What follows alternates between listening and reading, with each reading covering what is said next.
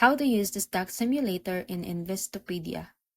Open your browser and go to www.investopedia.com/simulator.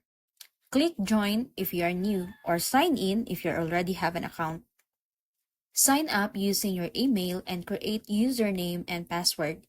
You'll be placed into a virtual trading game with $100,000 in simulated cash.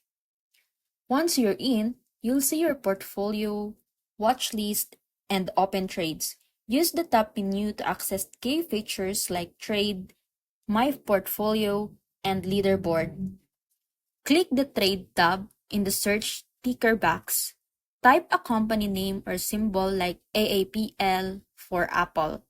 Click the result to go to the order form. And choose buy or sell. Enter the number of shares and select your order type, usually market order for beginners.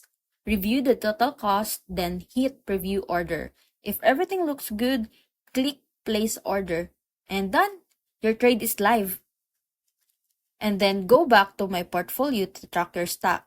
Check gains, losses, and view your trading history. You can also compete with others to ranking on their leaderboard. And that's it.